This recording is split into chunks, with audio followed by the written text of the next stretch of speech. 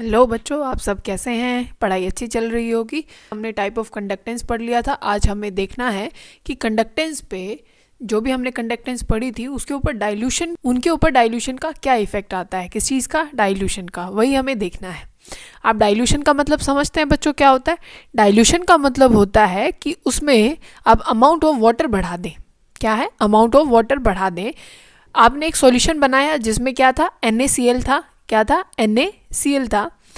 अब एक तो आप क्या है, आप दो सॉल्यूशन बनाते हैं, एक कंसनट्रेटेड और एक क्या बनाते हैं? डाइल्यूट बनाते हैं। अब अमाउंट तो वही है। मान लीजिए आपने पहले 1 चम्मच इसमें डाला था, पानी इतना था। अब नमक तो उतना ही है और पानी आप बढ़ाते जाएं, तो यही होता है डाइल्यूट करना। ठीक है, इसी को डाइल्यूशन बोलते हैं। इसी का हमें किस पे? कंडक्टेंस पे इफेक्ट देखना है कि क्या इफेक्ट आता है। अगर आप कंडक्टेंस की बात करें, आपके पास दो इलेक्ट्रोलाइट होते हैं, एक स्ट्रॉन्ग इलेक्ट्रोलाइट होता है और एक ऐसा होता है वीक इलेक्ट्रोलाइट। स्ट्रॉन्ग इलेक्ट्रोलाइट बच्चों क्या होते हैं? जो कि बहुत जल्दी टूट जाते हैं। क्या है? बहुत जल्दी ब्रेकडाउन हो किसमें? आयंस में ब्रेकडाउन हो जाते हैं। Na पॉजिटिव Cl नेगेटिव पानी में जाएंगे, डिसोशिएट हो जाएंगे, आयंस प्रोड्यूस करेंगे। आप उसमें याद रखेंगे कि स्ट्रॉन्ग एसिड, क्या बच्चों? स्ट्रॉन्ग एसिड, स्ट्रॉन्ग बेस और जितने सॉल्ट हैं, जितने भी आपके पास सॉल्ट्स हैं, स्ट्रॉन्ग एसिड, स्ट्रॉन्ग बेस और सॉल्ट्स, सारे स्ट्रॉन्ग इलेक्ट्रोलाइट होते हैं। वो फटाफट पानी में जाते ही क्या हो जाते हैं? डिसोशिएट हो जाते हैं। किसमें? आयंस। और वीक इलेक्ट्रोलाइट क्या है? जो इनको छोड़ करके बच गए वो क्या होते हैं? वीक इलेक्ट्रोलाइट्स होते हैं। वो जल्दी से ब्रेकडाउन नहीं होते हैं। ठीक है ना? अब बच्चों है क्या? ये सेल है हमारे पास और इसमें डिज़ोल्व है NaCl है। ठीक है, क्या है? NaCl यहाँ पे डिज़ोल्व है। आपको कंडक्टेंस पता है ना किस वजह से होती है? आयन भाई एनोड से भाई यहाँ कैथोड की तरफ जो मूवमेंट है, आयंस की मूवमेंट की वजह से क्या होता है? कंडक्टेंस होती है। आयंस की मूवमेंट की वजह से कंडक्टेंस होती है। अब आपने क्या किया? आपने यहाँ पे पानी मिला दिया। क्या मिला दिया? पानी मिला दिया। तो पानी मिलाने की वजह से क्या होने वाला है? पानी मिलाने की वजह से, जैसे कि अगर यहाँ Na था, एक Na यहाँ बैठा है, एक Na यहाँ था, एक ही Na, क्योंकि स्ट्रॉन्ग इलेक्ट्रोलाइट है और वो फटाफट आयंस में ब्रेकडाउन हो जाता है। पहले कंडीशन ये थी, जैसे ही आपने पानी मिलाया, अब क्या है? क्योंकि पानी पहले भाई एरिया इनका यहाँ तक था, अब क्या है? उनका एरिया यहाँ तक है। अब वो क्या है? यहाँ तक फैल सकते हैं। तो एक Na अगर यहाँ है, फिर वो यहाँ जा सकता है, मतलब ये ऐसे डिस्ट्रीब्यूट हो जाएंगे। अब डिस्ट्रीब्यूट होने के लिए इनके पास क्या है? एरिया ज़्यादा है। समझ गए? अब इतने एरिया में तो रहेंगे नहीं, अब ज़्यादा एरिया बढ़ गया है तो वो फैलते रहेंगे। अब देखो, अब इनको पहले क्या थी? स्टेरिक हिंड्रेंस थोड़ी फील हो रही थी, क्योंकि एक Na यहाँ बैठा है, एक यहाँ, ये इसके टक्कर खाएगा, तो इसको एनोड कैथोड की तरफ जो मूवमेंट होती है उसमें थोड़ी सी प्रॉब्लम आ रही थी। तो अब क्या है? डाइल्यूशन की वजह से इनको एरिया ज़्यादा मिल जाता है। एरिया ज़्यादा मिलने से इनकी जो आयनिक मोबिलिटी मतलब मोशन होता है, इनकी जो आयनिक मोबिलिटी, आयंस होते हैं, और मोबिलिटी मोशन, आयंस का जो मोशन है वो ज़्यादा होता है। और जो आयनिक इंटरफेरेंस है, मतलब जो इनकी आपस में जो टकराव है, वो क्या हो जाता है? कम हो जाता है। तो जिसकी वजह से क्या हो जाएगा? आयनिक मोबिलिटी बढ़ने के कारण और जो स्टेरिक हिंड्रेंस थी, जो आपस में इनकी आयनिक इंटरेक्शन थी, वो कम होने के कारण अब कंडक्टेंस क्या हो जाएगी? बढ़ जाएगी। क्यों? अब वो उनको मतलब नहीं रहा किसी से। क्यों? क्योंकि पहले तो मान ले भाई ऐसे है कि यहाँ Na पॉजिटिव है, यहाँ Cl नेगेटिव है, यहाँ Na पॉजिटिव है, Cl नेगेटिव है। पहले तो इनका अट्रैक्शन हो सकता था कि Na पॉजिटिव Cl नेगेटिव से बात करने चला जाए, ठीक है ना, उसके साथ अट्रैक्ट हो जाए, क्योंकि पॉजिटिव और नेगेटिव आयन है। अब इनके बीच में बहुत ज़्यादा पानी के आयंस आ चुके हैं, बहुत ज़्यादा डाइल्यूट हो चुका है। तो अब ना तो Na पॉजिटिव को Cl नेगेटिव दिखाई देने वाला, ना Cl को Na दिखाई देने वाला, ना Na को Na पॉजिटिव दिखाई देने वाला। ठीक है, तो वो जो अट्रैक्शन, रिपल्शन, सब कुछ क्या है? अब वो पानी उनके बीच में आ गया है। पानी क्या है? उनके बीच में आ गया है। तो अब आपको मान लो ऐसे कमरे में बिठा दिया जाए जहाँ पे कोई भी नहीं है और सिर्फ वहाँ पे क्या है? किताबें रख दी गई हैं, तो अब आपके पास कोई ऑप्शन नहीं है पढ़ने के अलावा। समझ गए ना? तो यही इनमें होता है कि अब वो क्या करेंगे? अब वो सिर्फ, उनको अपने से मतलब है, वो कैटायन एनायन वो क्या है? अब सिर्फ अपनी मूवमेंट शो करते रहेंगे, जिसकी वजह से कंडक्टेंस क्या है? बढ़ती जाएगी। तो डाइल्यूशन से जो कंडक्टेंस है वो क्या होती है? बढ़ती है कंडक्टेंस। अब बच्चों आप स्पेसिफिक कंडक्टेंस की बात करेंगे, किसकी? कप्पा की। ध्यान से समझना बच्चों इस बात को। कप्पा क्या था? रिपीट करो। 1 ml की कंडक्टेंस को, किसको? 1 ml। अब भैया यहाँ पे तो लिमिट लगा दी गई है, कितनी? 1 ml, सिर्फ 1 ml। समझते जाना, 1 ml की कंडक्टेंस कप्पा होती है, जिसको स्पेसिफिक कंडक्टेंस बोला जाता है या सिर्फ कंडक्टिविटी बोला जाता है। अब क्या है कि अगर आपके पास ये सिस्टम है, भाई पहले इतनी जगह में 1 ml हो गया है और पहले 1 ml में इतने आयंस, जैसे भाई यहाँ Na पॉजिटिव Cl नेगेटिव, इन्हीं की मूवमेंट, इन्हीं की वजह से क्या होती है, कंडक्टिविटी होती है, इन्हीं आयंस की वजह से। यहाँ 1 ml हो चुका है, इतना 1 ml है और इतने आयन है और ये स्ट्रॉन्ग इलेक्ट्रोलाइट है जिसकी मूवमेंट की वजह से इलेक्ट्रिसिटी प्रोड्यूस हो रही है, कंडक्टिविटी आ रही है। पर अब क्या किया हमने, डाइल्यूशन, इसमें पानी मिलाना शुरू कर दिया। अब बच्चों ये पहुंच गया यहाँ पे, ठीक है। अब क्योंकि आयंस को स्पेस मिल रहा है तो वो तो अपनी जो उनके अट्रैक्शन रिपल्शन है उनको जगह मिल रही है, तो वो क्या है, दूर भागना शुरू कर देंगे। अब वो सारी जगह में फैल जाएंगे, तो कुछ ऐसा हो जाएगा, पहले ये एक ही एरिया में थे, इतना होने के बाद वो क्या है, सारी जगह फैल गए हैं, तो एरिया, अब उनके बीच में गैप आ गया है क्योंकि स्पेस तो आ ही गया।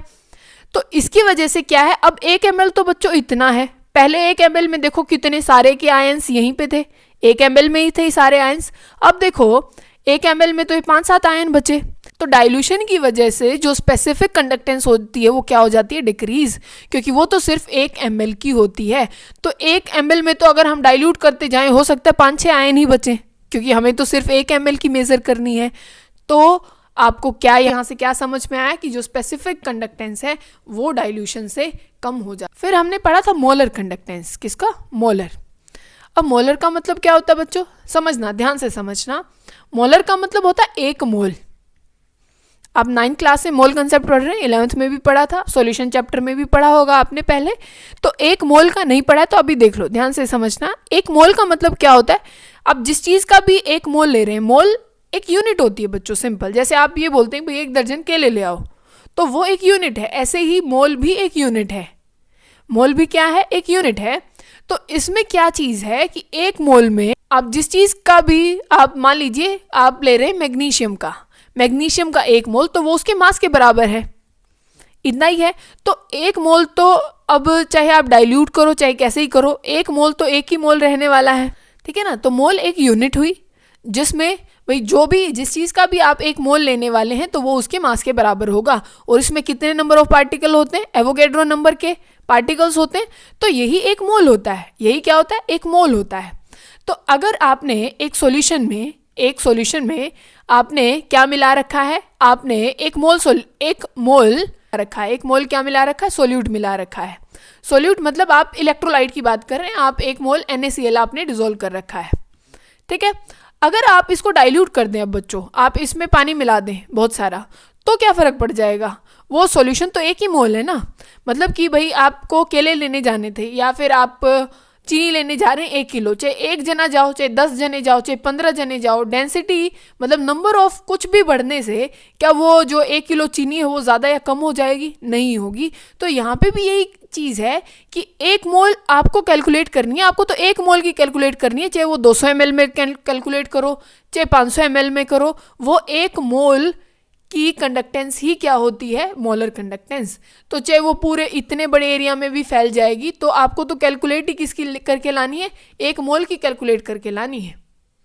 समझ, आपको ये बोल दिया जाए कि भाई आप 50 अमरूद तोड़ के लाएं, कितने, 50।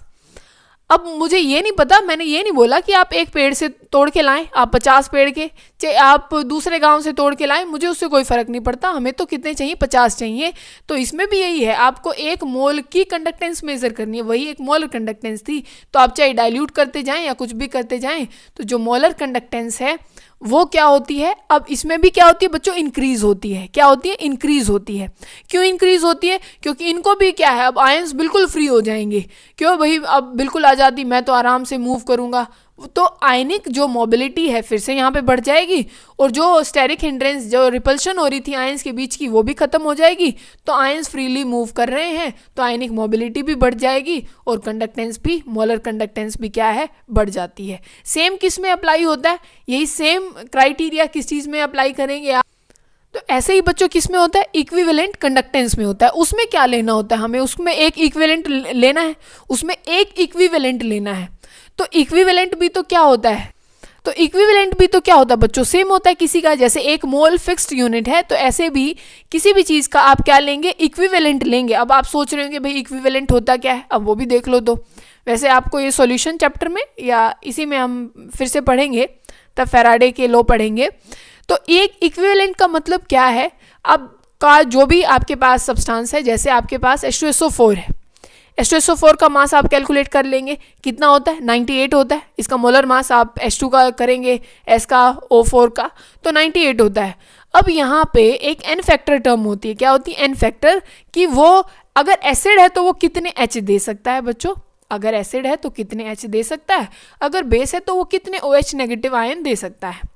ठीक है, अगर कोई सोल्ट है तो उस पे कैटायन पे, जैसे भाई आपके पास AlCl3 है, ठीक है, तो एल्यूमिनियम पे कितना चार्ज है 3 पॉजिटिव है ना, चाहे कैटायन का चार्ज निकाल लीजिए चाहे एनायन का, तो जितना भी आप मैंने अभी बोला तो उनकी भाई जैसे H2SO4 2 H दे सकता है तो उसका एन फैक्टर क्या है 2 होगा, तो उसको 2 से डिवाइड कर लीजिए, जो यहाँ से मास कैलकुलेट करके लाएंगे वही क्या होता है इक्विवेलेंट मास।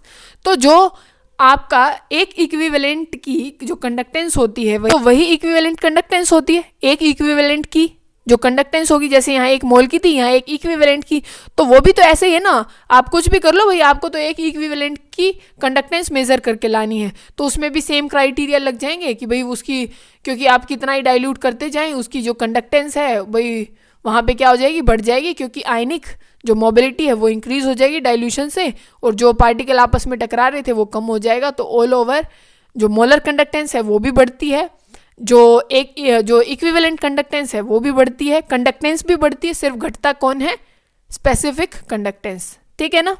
अब बच्चों किसकी बात चल रही थी, डाइल्यूशन की। अब क्या है, अब क्या आप ऐसे बोल सकते हैं, हम तब से बोल रहे हैं कि डाइल्यूट करेंगे तो भाई कंडक्टेंस बढ़ती जाएगी, क्योंकि डाइल्यूट होता जाएगा तो आयंस को स्पेस मिलता जाएगा, क्या ये हमेशा होता रहेगा कि भाई जितना डाइल्यूट करोगे उतनी कंडक्टेंस बढ़ेगी? तो आप डाइल्यूट भी तो एक हद तक कर सकते हैं ना, डाइल्यूट भी एक इनफाइनाइट डाइल्यूशन मान लीजिए आपने कर लिया, क्या कर लिया इनफाइनाइट डाइल्यूशन, तो उस समय जो कंडक्टेंस मेजर की जाती है इनफाइनाइट डाइल्यूशन पे बच्चों, जो क्या है जो कंडक्टेंस मेजर की जाती है उसको क्या बोलते हैं लिमिटिंग कंडक्टेंस, क्या बोलते हैं लिमिटिंग। भाई अब इससे वो लिमिट लग गई है भाई, इसको क्या बोलेंगे लिमिटिंग कंडक्टेंस, समझ गए। अगर आप मोलर कंडक्टेंस मेजर कर रहे हैं तो उसको बोलेंगे लिमिटिंग मोलर कंडक्टेंस। अब क्या है, अगर आप ग्राफ बनाते हैं कंसंट्रेशन के रूट में, ठीक है ना, मतलब आप C1/2 मतलब रूट कंसंट्रेशन का, और ये है मोलर कंडक्टेंस, क्या है मोलर कंडक्टेंस, इसके बीच में आप ग्राफ बना रहे हैं। तो बच्चों हमें स्ट्रॉन्ग इलेक्ट्रोलाइट के लिए तो ग्राफ मिला ये वाला स्ट्रेट लाइन, पर वीक इलेक्ट्रोलाइट के लिए हमें बच्चों ऐसा ग्राफ मिला। आप ये लिमिटिंग की बात कर रहे हैं, जैसे मान लीजिए इधर क्या है कंसंट्रेशन बढ़ रही है, इधर क्या है कंसंट्रेशन बढ़ रही है, इधर क्या हो रही है कंसंट्रेशन घट रही है। तो ये तो है स्ट्रॉन्ग इलेक्ट्रोलाइट का, ये वाला क्या है जो स्ट्रेट लाइन आई है स्ट्रॉन्ग इलेक्ट्रोलाइट का है। इसका मतलब हम इनफाइनाइट डाइल्यूशन पे स्ट्रॉन्ग इलेक्ट्रोलाइट्स की क्या है, इनफाइनाइट डाइल्यूशन पे स्ट्रॉन्ग इलेक्ट्रोलाइट्स की जो कंडक्टेंस है वो मेजर करके बता सकते हैं, क्योंकि यहाँ पे कोई ना कोई वैल्यू होंगी तो हम कैलकुलेट करके बता सकते हैं। पर वीक इलेक्ट्रोलाइट की देखो बच्चों, वीक इलेक्ट्रोलाइट की ये स्ट्रेट जा रही है बिल्कुल पैरेलल, तो इसका मतलब हम इनकी वैल्यू कैलकुलेट करके नहीं बता सकते, इस ग्राफ के थ्रू तो नहीं बता सकते। तो यहीं पे एक लॉ आया था जिसको हम कॉलरस लॉ बोलते हैं, क्या बोलते हैं कॉलरस लॉ। अलग अलग लोग बोल सकते हैं भाई, इनके नाम ही ऐसे होते हैं अंग्रेजों के, क्या कर सकते हैं, ठीक है ना। तो इसको क्या बोलते हैं कॉलरस लॉ बोलते हैं। अब ये किस काम आता है, ये काम आता है लिमिटिंग कंडक्टेंस मेजर करने के लिए, किनकी बच्चों वीक इलेक्ट्रोलाइट्स की, क्योंकि हम इस ग्राफ की हेल्प से तो नहीं माप पाए, क्योंकि आप जितना डाइल्यूट करके देंगे तो ये क्या होगी पैरेलल हो गई, तो हम इनकी मेज़र नहीं कर पाए। तो उन्होंने एक रास्ता अपनाया, उन्होंने कहा भाई तुम स्ट्रॉन्ग की तो मेज़र कर सकते हो ना, तुम कंडक्टेंस किसकी मेज़र कर सकते हो, स्ट्रॉन्ग की तो कर ही सकते हो, तो हम उसी की हेल्प लेते हैं। उसने क्या किया भाई, आपको मेज़र करनी है मान लीजिए एसिटिक एसिड की, ये CH3COOH, ये एक वीक एसिड है, इसका मतलब ये एक वीक इलेक्ट्रोलाइट भी होगा, ठीक है। तो बोला आपको इसकी कैलकुलेट करनी है ना, तो आप यूँ करो, आप स्ट्रॉन्ग जो आयंस हैं इसके, जो स्ट्रॉन्ग इलेक्ट्रोलाइट हैं वो आयन देते होंगे ऐसे ऐसे, जैसे कि एग्जांपल समझो, जैसे ये बना होगा CH3OONA और प्लस में हम ले रहे हैं, यहाँ पे हम ले रहे हैं HCl, ठीक है। तो उन्होंने कहा मुझे निकालनी है किसकी, ये CH3COOH, इसकी कंडक्टेंस हमें मेज़र करनी है। तो बोलते हैं कि आप क्या करो, अगर आपको इसकी मोलर कंडक्टेंस मेज़र करनी है तो आप मोलर कंडक्टेंस किसकी लें, उसमें वो आयन ज़रूर होना चाहिए, क्योंकि ये एक स्ट्रॉन्ग इलेक्ट्रोलाइट है। मैंने कहा था जितने भी सॉल्ट्स होते हैं वो क्या होते हैं, स्ट्रॉन्ग इलेक्ट्रोलाइट। और ये तो स्ट्रॉन्ग है ही क्योंकि ये स्ट्रॉन्ग एसिड है। और इसमें से घटा दो किसकी, NaCl की, क्योंकि मुझे ना तो Na का काम ना मुझे Cl का काम, मुझे तो क्या चाहिए, ये CH3COO नेगेटिव प्लस में H पॉजिटिव। तो उसने क्या कहा कि भाई ये सॉल्ट लीजिए, ऐसा सॉल्ट लीजिए जिसमें CH3COO नेगेटिव आयन आता हो और H पॉजिटिव आयन आता हो, और उन दोनों को फिर जोड़ दीजिए, और जो ये एक्स्ट्रा आयन आए हैं उसकी कंडक्टेंस को घटा दीजिए। तो हम किसको घटा दीजिए यहाँ पे, NaCl को, क्योंकि ना मुझे Na का काम ना मुझे Cl का काम। एक बार फिर से समझ लो बच्चों, क्या है कि आपको मोलर कंडक्टेंस किसकी मेज़र करनी है, एक वीक एसिड की मेज़र करनी है, CH3COOH एसिटिक एसिड। आप डायरेक्ट मेज़र नहीं कर सकते, ये हमें पता है। तो उसने कहा आप सीधी उंगली से नहीं निकल रहा तो आप टेढ़ी कर लीजिए, आप स्ट्रोंग की निकाल सकते हैं। तो आप ऐसा कोई सॉल्ट ले लीजिए जिसमें ये दोनों आयन आते हो, ठीक है। तो हमने ये सॉल्ट पकड़ा कि हमारे पास ये है CH3COO और ये Na, भाई ये तो सॉल्ट है, ये तो स्ट्रॉन्ग इलेक्ट्रोलाइट है, तो इसकी तो हम कंडक्टेंस मेज़र कर सकते हैं, तो हमने ले लिया conductance of, molar conductance of sodium acetate ion, plus में हमने ले लिया किसकी कंडक्टेंस बच्चों, किसकी मोलर कंडक्टेंस, HCl की ले ली। पर यहाँ पे ना तो मुझे, क्योंकि मुझे तो यहाँ तक पहुँचना है, मुझे तो ये बनाना है CH3COH, मुझे तो एसिटिक एसिड बनाना है। तो यहाँ पे ये तो ठीक है, CH3COO नेगेटिव आ गया और ये H पॉजिटिव आ गया, पर मुझे ना तो Na का काम, ना तो मुझे Na पॉजिटिव की कंडक्टेंस चाहिए, ना मुझे Cl नेगेटिव की। तो क्या करें, आप माइनस कर दो मोलर कंडक्टेंस ऑफ किसकी, NaCl की। कर सकते हैं, यही क्या है, कॉलर्स लॉ है।